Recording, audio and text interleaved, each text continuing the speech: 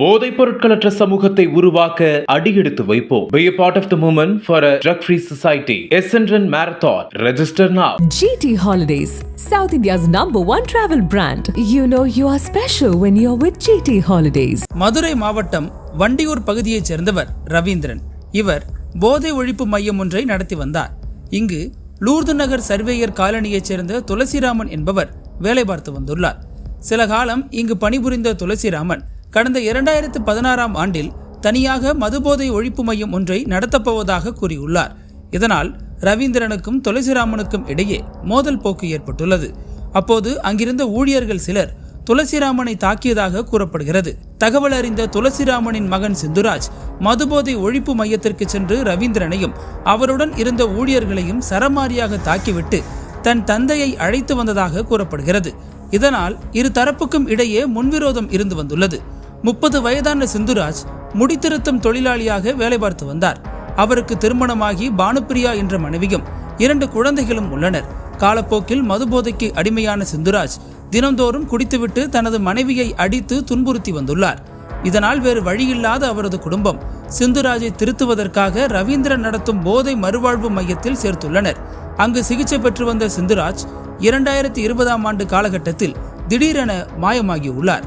மகன் காணாமல் போனது தொடர்பாக மதுரை மாட்டுத்தாவணி காவல் நிலையத்தில் துளசிராமன் புகார் அளித்துள்ளார். இது தொடர்பாக காவல் ஆய்வாளர் மோகன் தலைமையிலான போலீசார் கடைசியாக சிந்துராஜ் தங்கியிருந்த தொண்டு நிறுவனத்துக்கு சென்று விசாரணை நடத்தினர். போலீஸ் விசாரணையில் முன்விரோதம் காரணமாக கடந்த 2019ஆம் ஆண்டு சிந்துராஜை ரவீந்திரன் மற்றும் அவரது நண்பர்கள் சேர்ந்து வெட்டி கொலை செய்தது தெரிய வந்தது.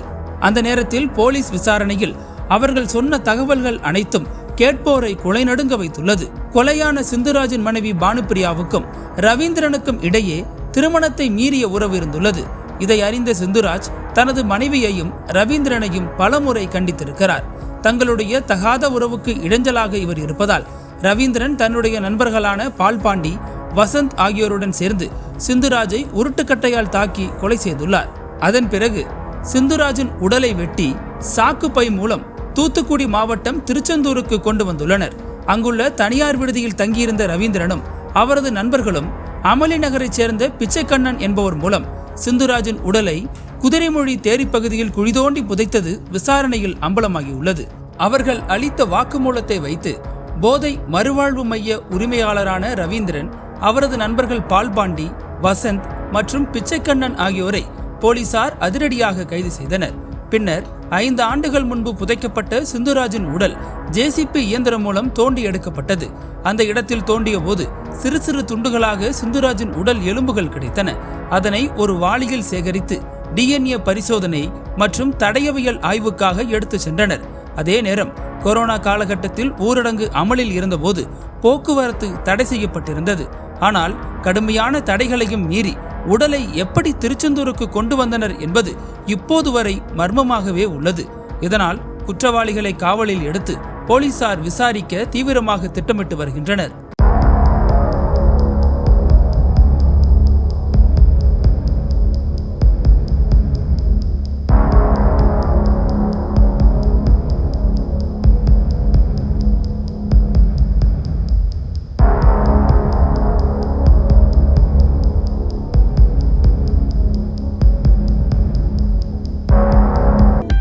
அனல் பறக்கும் செய்திகளை அப்டேட் செய்து கொள்ள நக்கீரன் களத்தை இப்பவே சப்ஸ்கிரைப் பண்ணுங்க.